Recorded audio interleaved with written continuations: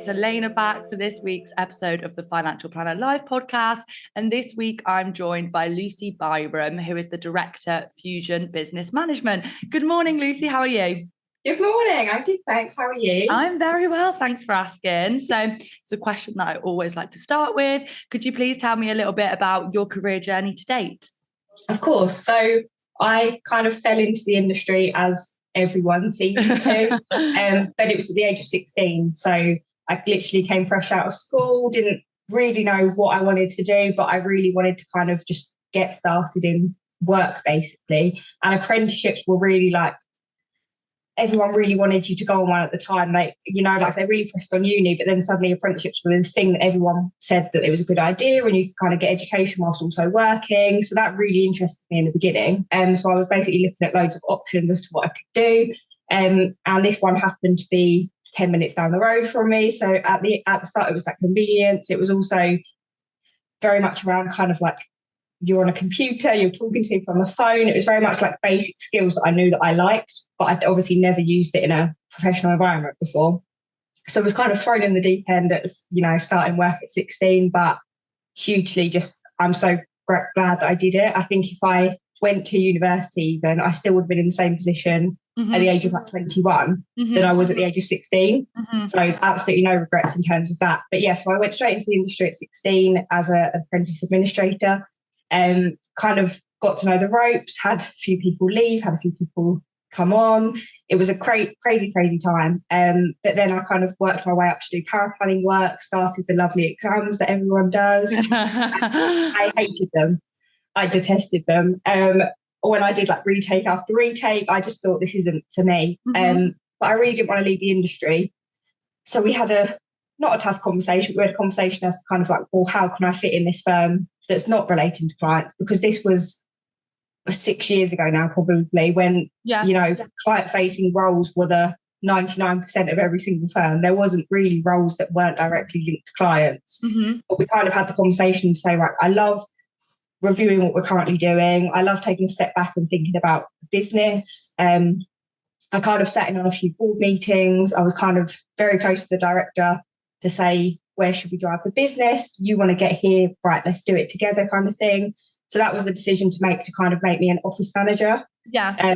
The role can be called probably 10 different things. People call it a practice manager, an office manager, business manager, but it's all in effect is the same thing. Yeah. So that was kind of the decision that was made, which I'm very grateful it was made, because obviously it's where it got me to where I am today. So that was kind of what happened when I was kind of 2-3 years into my career in the industry. And then after that, I went through some courses. So we worked with Standards International to kind of review the business as a whole, which gained my experience tenfold, because we was on a course with like 15 other firms that were kind of in the similar boat we were, reviewed all systems, processes, team, you name it. We took the bonnet off and went straight in to see what we could do to improve it. So that was really, really good. But then good old lockdown came. Oh, God. Feels like a lifetime ago, doesn't it, nowadays? But it really isn't. Yeah, I know. Which is crazy. So this was only, 2019, round about then. I fell pregnant at the end of 2019. So I had my child bang in the middle of lockdown in May 2020, which was all fun and games. Right at the beginning, really, of everything as well. When everything was just shut down, no one was allowed in hospital. Like it was just, that was a crazy time in itself. So then, had my child during lockdown, returned back to work in January 21. That was still in the midst of office working, home working, trying to work out what flexible was, trying to work out what being a mum was, trying to find my feet with everything basically, as I'm sure a lot of parents can, appreciate. And then I just made the decision as a family to kind of say, right, the working kind of environment I would like for me and my family just wouldn't suit an employed position. It's not fair on an employer, and it's not fair on, to join a new firm to expect anything. So I made the decision to launch my firm in September 21.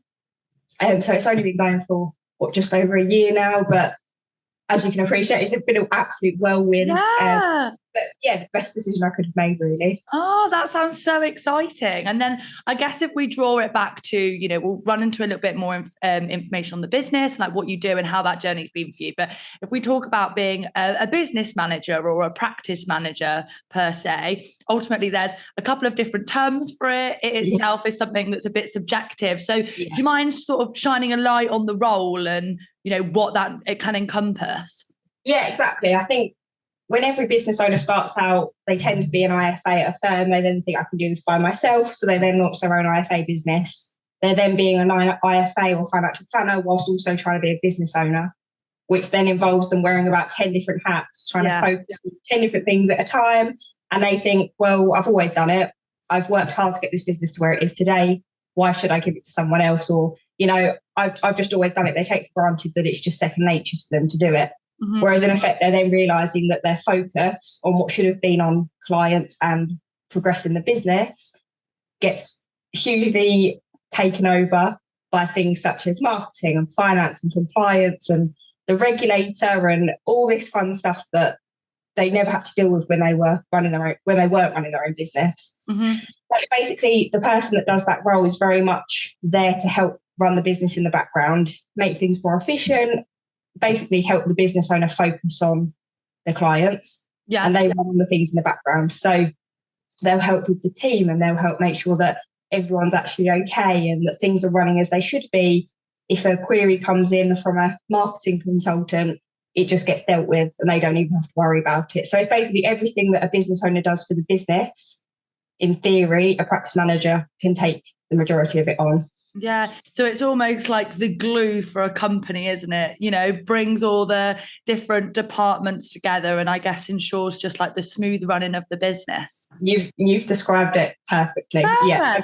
And I think something that you mentioned before, I'd like to shine a bit more of a light because I think it's really interesting because there is definitely nowadays lots of different careers within financial planning as a profession that isn't solely an advisor.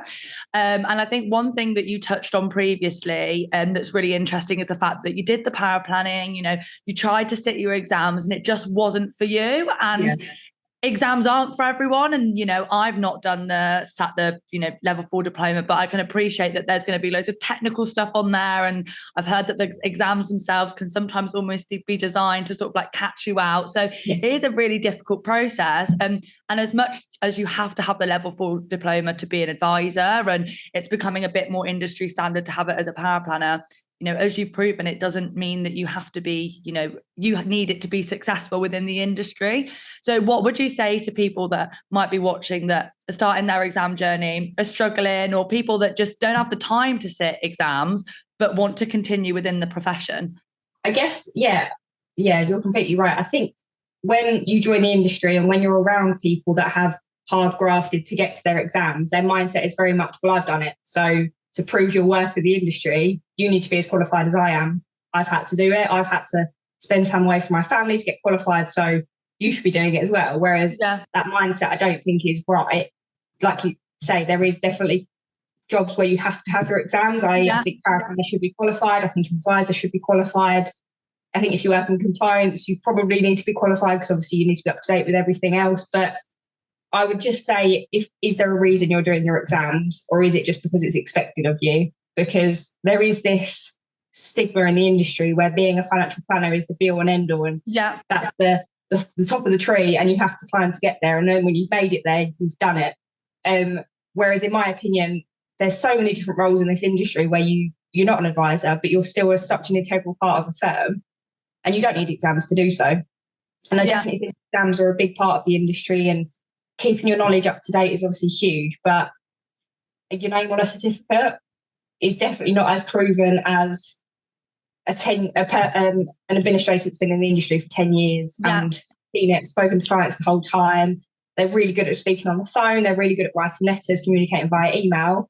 They're not going to touch research. They're not going to touch recommendation. They're not going to look at a suitability report. So why do you need to know the ins and outs of a pension? When you're really good at just picking up the phone and just speaking to people. Yeah.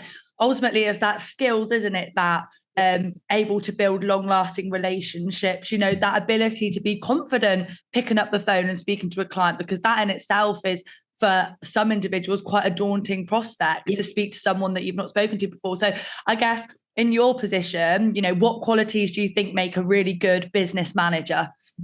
I think you have to kind of be, and this comes with experience, but you have to be good at dealing with different types of people, especially when you're kind of sitting in someone's one-to-one, or you're telling someone in their probation meeting it has to be extended, for example.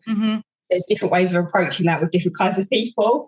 You don't want to be going in full force and making someone cry, for example. But some people might need it more tougher than others in terms of they just don't understand a certain way of saying it, so you have to approach it in a different way. So I think it's just kind of different people skills is crucial. But I think that's the same with any role in the industry. You could be dealing with an elderly woman, or you could be dealing with a startup business owner that's really young and, needs a little bit more hand holding. So I think it's just kind of like differentiating between different people, and just kind of being mindful that you are still learning, you still need to gain experience. You don't know everything, but you're there to like hold their hand, and you're there to hold them accountable for certain things. So I think I think the stigma with a practice manager as well is that maybe they should just know everything and they should come into a firm and wave their magic wand because they're going to make the business amazing. But I think there needs to be a little bit of a collaborative approach to how to get there, for example. So kind of skills that you can work together with people and you can give your opinion, but also listen back and be like, actually, that's a really good point. Maybe we should look at it this way as well. So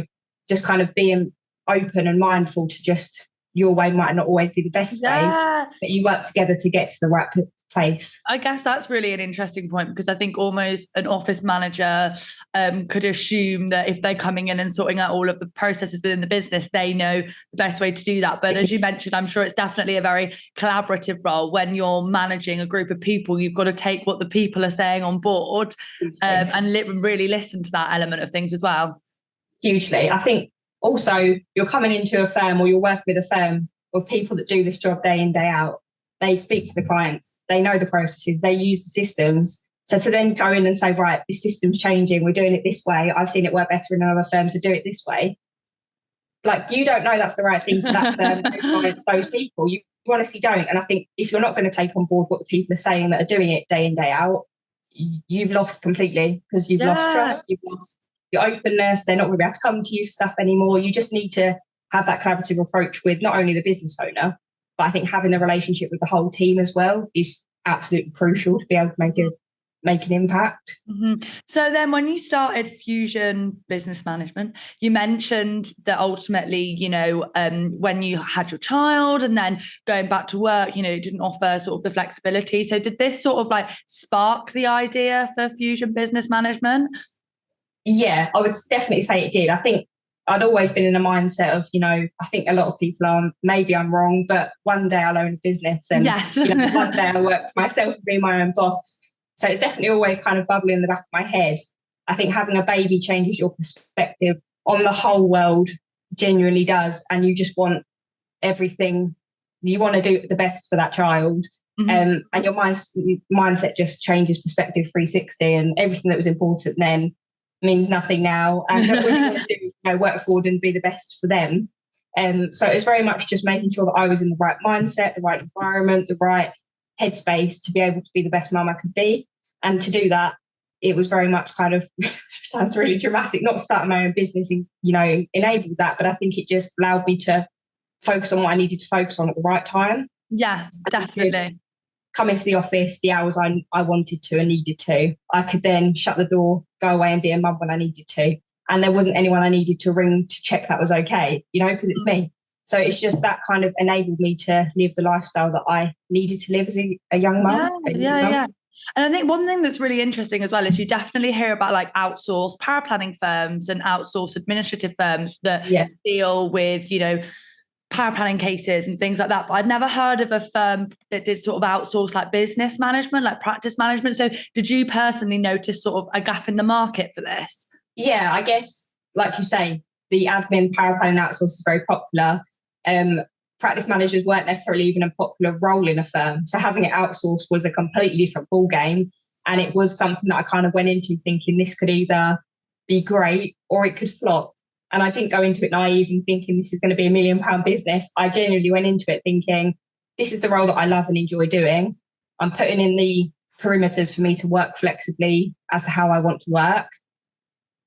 Let's see if it works or not. I just kind of went with it and was like, if it doesn't work, I'll have to find a job and, I'll have to mold my way around and do something else. But this seemed like the perfect opportunity for me to just run with it and see what happens. And now a year down the line, it seems to have paid off. So that's what it's good. I think one thing that's really interesting then, that you made a comment about previously, was how you sort of had it in like the back of your head that you wanted to, run your own business, be your own boss. And I think lots of people do have that mentality of like, it would be great. I even think that'd be great to run my own business. It'd be great to, me call the shots and stuff like that. Yeah. But I think in a financial planning space, you think that to run your own business, you've got to be an IFA or you've got to be a financial advisor. You've got to set up you'll set up your own practice and that's how it will go. But, it's really interesting that you've sort of started your own business and have come from a position, if we've discussed previously, that might be slightly unique in the sense that you don't have your exams and it's a slightly different job role, but ultimately it's still enabled you to be successful. So I guess, would you say for individuals, who maybe want to start their own business, that you've got to find your niche and you've got to find what you love. You don't have to go with what, other people are telling you or might be sort of traditional avenues and paths.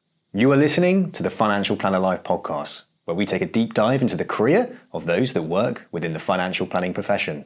Make sure you don't miss any weekly episodes by hitting that subscribe button today.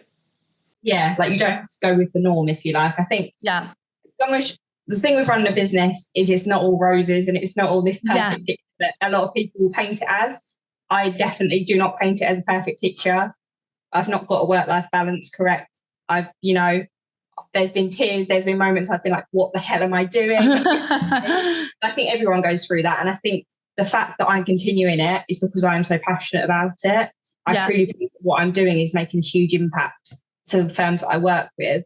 So I think if you're in the kind of middle ground, it's like, should I not? Definitely you should if your heart's in it 100%. I think if you were 50-50, it's not going to work because you need to just put your full passion and energy into it when you're there. So I think there's definitely different avenues you can go down.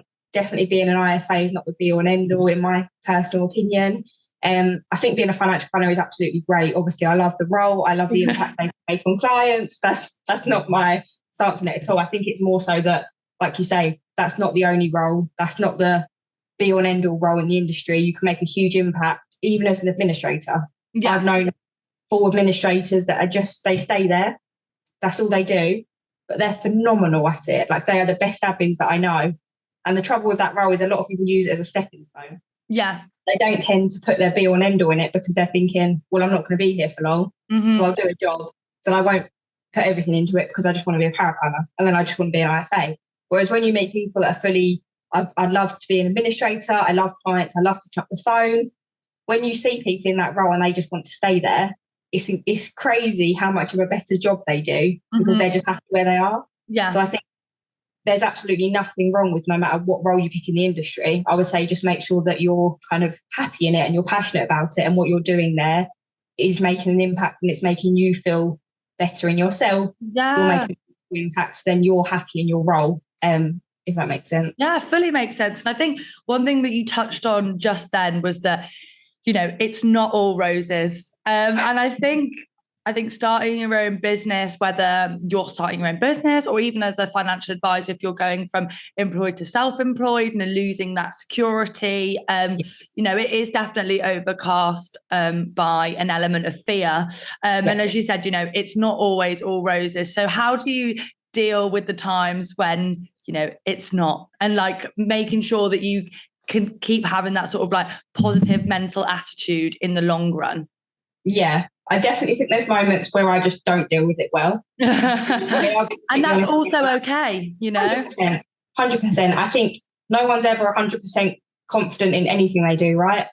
As a mum, I don't always feel 100% confident. I have moments where I'm in tears thinking, what the hell am I doing? I need help with this. Mm-hmm. Same as a business owner, same as a partner, same as a friend. Like, it's exactly the same. You're never going to know 100% what you're doing all of the time. And I think for me, it's important to just take time away, breathe, think about it in like the logical sense. And some days I'll come in and I just physically, it's just not right for me today, whether it's like mental capacity, whether it's I need to do something with the family. It's just, I take a step back, rethink, rejig my mental state in terms of, is this the worst thing that could happen? No. Do I need to look at it at a different avenue? Probably yes. Do I need to speak to someone about it? Probably yes. And the trouble with being a business owner, you sometimes feel like you just have to know it and deal with it because it's your firm. Whereas there's so many people around me that I can reach out to, call and be like, do you know the answer to this? Have you dealt with this before? So I think just taking time out, thinking about it in a logical sense and not just trying to bury myself and think it will happen in the end is hugely important. And I'm kind of coming more and more to terms with that now, that I don't need to know everything. Yeah. You will. Yeah, because I think it's always like a mentality for people, across the board, not even like a work setting, that you have to get everything perfect and you have to get everything perfect first time. But fortunately, life doesn't work like that. And the quicker that you accept that and like take on the bad days, the quicker that it allows you to be like positive in the long run. And you've mentioned there loads of great things in terms of like mentorship and, being able to reach out to other people within the industry that enable. It's sometimes very nice when you reach out to someone and you're having a bit of a stressful day for them to be like, I felt exactly like that. And that you're not the only one that has that emotion. And then you can challenge it a little better. Definitely. Hugely. I think there's certain things as well that I don't know if it's stigma as a business owner, but you don't get many people being like, help. Genuinely, you don't see LinkedIn posts about people saying, I've had a really stressful day today. You see LinkedIn posts about, I've won this award and I've dealt with this and I've had this amazing client meeting and everything's great, great, great. I'm the same. I would never post on LinkedIn when I've had a bad day, right? But I think it's people are afraid to say help, I need some time out. I just need, and like similar people that do a role to me or people that have been in the industry for a while, I'll speak to them and they'll say, I had a day like this last week. And from the outside looking in, you'd be shocked and be like, well, no, everything's great in your business, like you've got staff and you're happy and you're doing amazing. And LinkedIn is saying all these achievements that you've made, and you speak to them and they're actually saying, no, actually, I've been struggling. I've needed to take time out, or I found this hard as well. And it sounds bad to say it's reassuring, but it is, because it's so natural. Like you say, it's completely fine. But I think people should be a lot more open about it, and then more people will talk about it and know that it's fine. Yeah, they're definitely, but there's like a vulnerability in showing that side of you. And I think, especially from like a business owner perspective, you feel like you have to be respected in all elements. And then probably LinkedIn is almost becoming a bit like other social media streams. Might not be looking and being like, they're so pretty, or they've got this like Instagram, but it's definitely still the whole, you put on a brave face, you put on all your good achievements, and potentially just don't post the things that aren't so good, which naturally you wouldn't. But it's definitely like an interesting conversation. And you've mentioned then you need to like take time out at times and do something with the family, or to allow yourself that opportunity to really take a break from work, because I guess as a business owner that can occasionally be difficult as well. Hugely, yeah. But I think I always make it very, very clear to everyone that I work with, I have a 2-year-old. If he needs me, he needs me. Like, genuinely, that will always come top. And everyone that comes on board with me, everyone that works with me now, is very, very clear about that. And they'll have phone calls and they'll hear wheels on the bus in the background. Like, it happens. And if I'm needed, then I'm needed. So as much as it is difficult sometimes, and I feel bad for cancelling meetings, or sometimes I have to kind of have a meeting and then work and be at home and then I have a meeting, so it's kind of, I'm very flexible in that sense. And I don't necessarily have a 9 to 5 Monday to Friday, but I'm very open about that. And it is hard as a business owner because you feel like you should be in places, but I have come to the conclusion now that I have to know what's important. I have to know my priority order. And when you put it in perspective, that has to come first. My business has to come second. It's hard, but when you actually look at it, take a step back and think about perspective, it's not hard at all. My family. And you've mentioned then your lovely 2-year-old, which I know, has actually played a big part in all of this journey when you talk about it. But I think for women, it's really exciting to hear actually how, having your child actually almost like was the catalyst for all of this. But I think lots of women really feel like your child always, as you mentioned, always takes the priority, but feel like that has to come to a level where they can't work, or might be worried about when I get to that point and I have children, how is it all going to pan out? So how have you managed this journey with a young child? I have no idea. I completely agree with you, and it's even the point. I think it's dads also want time out for their kids as well. And I do think that's becoming more and more popular. But I think kind of back to the mum thing, I've definitely had conversations of business owners where they've kind of said, well, they're at a certain age, so maybe something will happen soon. Yeah. And I asked the question about kids. No, like, why should it matter? Like, I know it means time out. I know it means they won't be fully available to your business. I know it means that other priorities come into order. However, if you've got such a good relationship with your employee, they have such a big respect for you, they're not necessarily going to leave you high and dry and say, I only care about being a mum now, goodbye. There will be ways that you can work together potentially to make that happen and make it okay. And I think as an employee, if you were going to get pregnant or thinking about it, it shouldn't be something you're scared of and worried that your career will be affected by it. It should be just, this happens in my personal life. I should be able to adapt my working life to go alongside with it. And obviously a lot of people want to start a family, want to have kids, want to have a life. I guess it's not even just kids, is it? I guess it's, if anything else is going on personally, you want to take a month off to travel, for example. I'd love to have a Friday off so I can go to this charity or, do anything. Some people feel bad for going to a dentist appointment when they're working. Like, it's stuff like that. To me, it's just, if you create such an environment for people that they just feel comfortable that I know my boss knows I'll get the work done and I have enough respect for them to get the work done, but it just means that I have to pop out for 2 hours, come back, get the work done. Why should that matter? Like, it shouldn't, in theory. As long as the work gets done as an employer, nothing else should really matter. And I think that's kind of the mindset that I'm bringing to my business. So if I was to grow and bring people in, that would be the mindset that I would have 100%. Yeah. And I think it's really interesting because, working within recruitment as my day to day, you would be, when we're all in the office together, you would be surprised how often comments about women and their age actually, and what that means in terms of like childbearing comes up. It's actually quite disturbing at times because ultimately, as someone who is a young woman, would like to think that I'm going to have children in my future.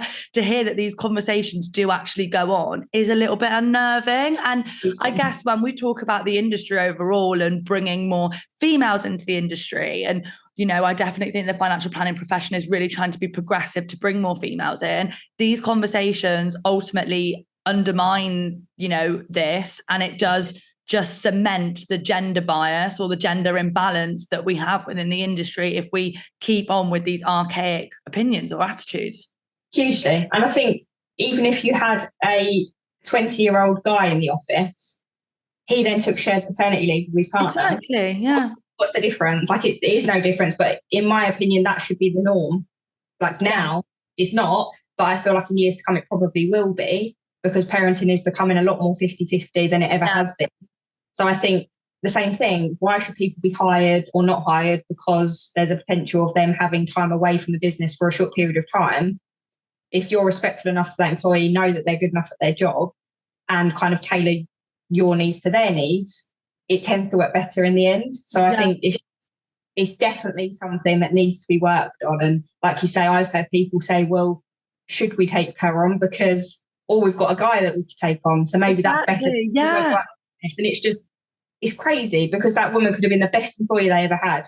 But just because she's got kids or she might have kids, she's not got the job because of that reason. It's just ridiculous. Yeah. And ultimately, it's discrimination when, it's not legal to do it, but it's unnerving, as I said, how much these conversations go on. And ultimately, if you're in a position where you've got two individuals and you decide to employ the male over the female because of this one reason, you are promoting that gender inequality within the industry. And I think businesses need to realize that. And, and also, as I said, as you mentioned, with shared parental leave soon, you could make this decision on something completely objective as well, because you don't know whether this is going to happen. And ultimately, the you don't know, that gentleman might have a pregnant partner, Exactly. throughout all that period. So you're almost getting yourself and shot yourself in the foot as well at times, because you don't actually know what's going on behind closed doors. Exactly. And I think one thing that's really interesting is you've mentioned it, and I've just like teased out. One thing that you mentioned previously was, with Fusion Business Management, there's definitely like a sweet spot in what you found almost like with the clients that you work with. So do you mind elaborating on that a little bit further and sort of where you found your services, work best, I guess? Yeah, I think at the beginning I was which is so unlike my nature before I started this, I was so relaxed about who I would work with, what the services would look like. I was super, super relaxed. I think that was because I couldn't go all guns blazing in one direction and it just not work. Mm-hmm. So I was very relaxed, and I kind of spoke to a lot of firms, spoke to them about doing loads of different services, spoke to them about how it could fit in with them.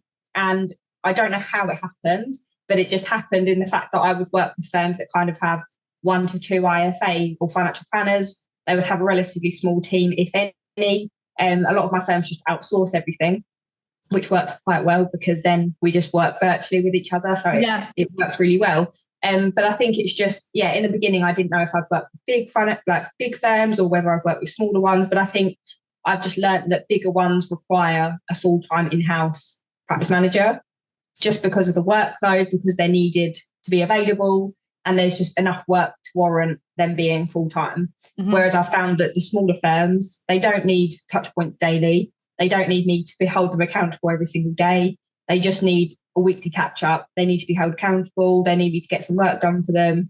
And they just need to know that the reins are being held, basically. So I think definitely, the smaller type of firms that just, they've got a nice client bank. They're really looking to improve. They're trying to work harder, a lot of them work with a business coach. A lot of my firms work with Brett Davison as well. Oh, yeah. Yeah, so they kind of are really trying to drive their business forward. And they come out of Brett's meetings full of ideas and motivated, like, this is amazing.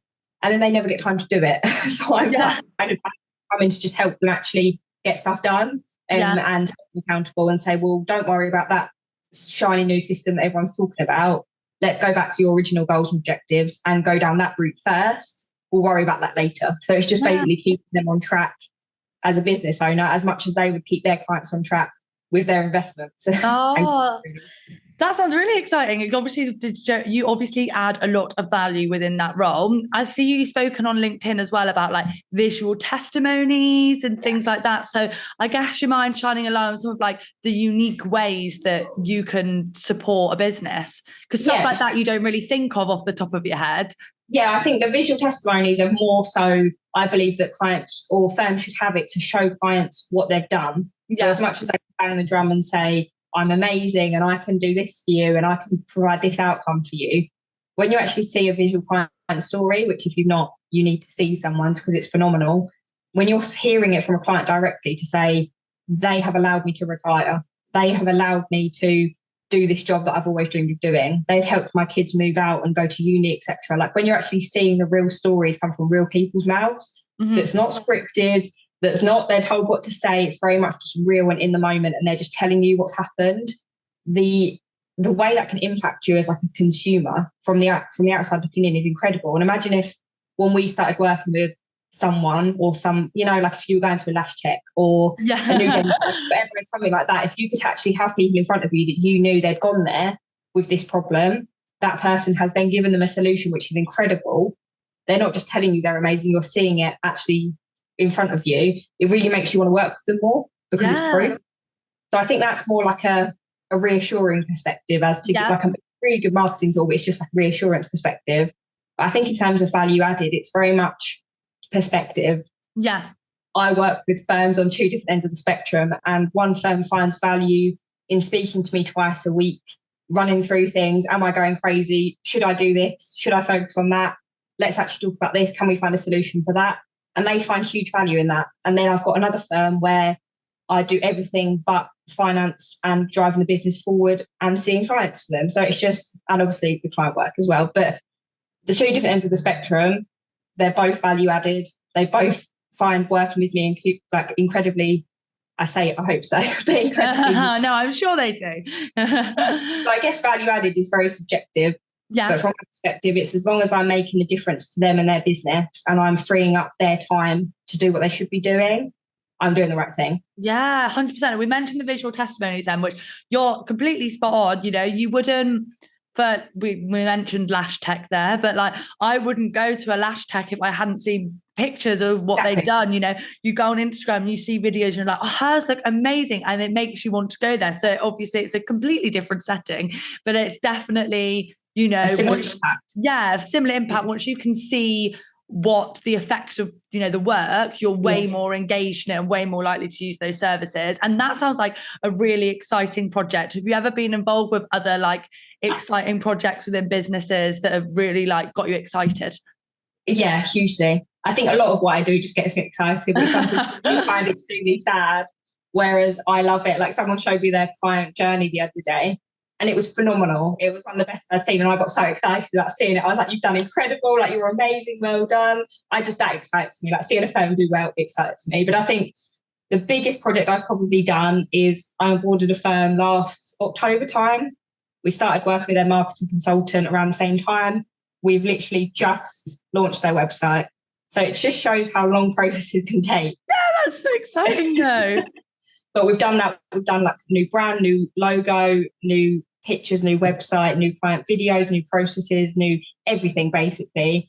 And it looks incredible. Like I might be biased, but it looks incredible. And I think seeing the passion, the hard work and everything else in between come to life and that I've been involved to help with that. And, you know, it makes it all worthwhile because I've kind of seen it result now, which was amazing. And one thing that you mentioned there, like I might be biased, the thing was an individual like yourself that's actually not that embedded within the business, you're probably not that biased because maybe if you're within the business and, you know, like you're all sat there together, you can get really sucked into the moment, but you sort of like almost as an external thing that is really well in tune, you can give like a different perspective, or you can go away and do another task and come back 2 days later and be like, actually, you know, I've gone away and I've gone back into it and I don't think it's as good as it should be. And so you probably give a really good like outside looking in kind of view on things. Probably, yeah. I think I do feel biased to a slight extent, but like you say, I think the experience helps massively, and that happens across everything I do for firms. So I think probably the work I did a year ago is not as good quality as it is now because I've gained 12 months of experience in so many different firms. So I think it's just the more firms I work with, the more experience I gain, which means I can give more of an outsider's perspective, and that will just continue to grow and grow and grow the more I work with people. So I think the fact that I can provide that to people whilst also being embedded as a team member, if you like, but just on a grander scale, is huge. And not many people get to do that and get to gain that experience and get to make an impact in so many different firms. So the fact that I can do it, obviously, I'm incredibly grateful. Yeah, 100%. Sounds super exciting. And one thing that we've spoken about before, and it goes all the way back to your beginning of your journey within financial planning, is you're really passionate about sort of bringing young people into the industry moving forward. You know, do you mind elaborating on that a little bit for us?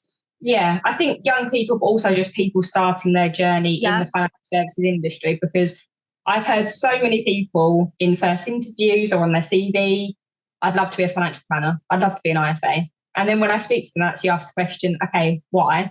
They'll say, oh, my mate's dad's got a lovely car and a lovely house and he's a financial planner. So that's what I want to do. And he said, I need to get my exams and I need to join this big corporate and I'll be rolling in it basically. And as much as money motivates people in the industry, I appreciate that. There's no passion in that statement. No, there isn't. No. That's very much just, I've seen someone else do it. It feels like an okay route. I'll just go with it.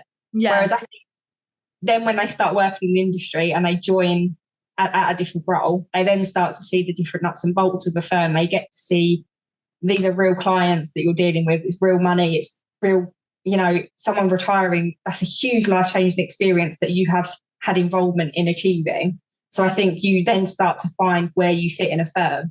So as much as a lot of people come into the industry, I want to be an IFA, it's just very much like being open-minded, and maybe it's the education piece behind the scenes of like schools. Like I said earlier, a lot of them bang the drum about university and then they'll bang the drum about apprenticeships. Financial services, people kind of know what that is. Is it working in a bank? Is it working with someone's money? Is it just dealing with pensions? Like I don't feel like a lot of people know what the industry actually does and can be and where I believe it's going in like the financial planning space is huge. And I think that education for younger people coming in should be more spoken about. And if they were aware that you didn't have to be good at exams, you don't have to be good at speaking to clients, you know, there's different areas you can be involved in and still succeed and be good at what you do. And you don't just have to be qualified as much as you can and deal with clients every single day to be successful in the industry. And I think one thing you mentioned then that's quite funny is, you know, my mate's dad's an IFA and he's got a flash car and a big house and I want that. That's all like external things rather than, you know, actually how working within the industry can leave you feeling fulfilled and leave you feeling like you've added value, because, you know, financial services across the board is a very large spectrum of jobs. But when you look at financial planning, I don't think there's another like sub-profession in a bigger industry that allows you to, within this industry, that allows you to add so much value on an individual basis to people. And I feel like that's what we need to shine a light on to people when we talk about the financial planning profession, because as you mentioned with the testimonials, I can't imagine anything better than having sat down with someone and, you know, as a business, having allowed them to retire 5 years earlier or things like that. It's crazy what financial planners do for people. Hugely. And I think also the industry is going more and more into like a work-life balance. Yeah. You know, whereas, you know, like Wall Street, you think of they work 20 hours a day, they're rolling in money, but that's what they're doing. I've spoken to someone before and they've gone, I've always wanted to be a stockbroker because my mate's dad did it. And they always had a nice house and they were always really comfortable. And I said, okay, but how often did your friend see his dad? And he was like, I'd never saw him around there. I was like, there's your point then. Exactly that. I was like, I would never want that for my future family. You know, we've got an amazing house. We can do whatever we want to do, but I've never seen mum. I'll see her on the odd occasion. She'll be there at Christmas, but that has been like my sole focus on this. I never want my son to grow up and be like, yeah, mum's always provided for me, but I never saw her. Yeah. Like, what's the point? Genuinely, what is the point? Whereas if he can see that mum's a hard worker, but she's always had her values in the right place and she's always been there for me when I needed her. She's always been at my plays. She's always been at my parents' evening, but I know that she's worked hard to grasp what she's done. No, this might not be as big as it could have been if I put 100% into it.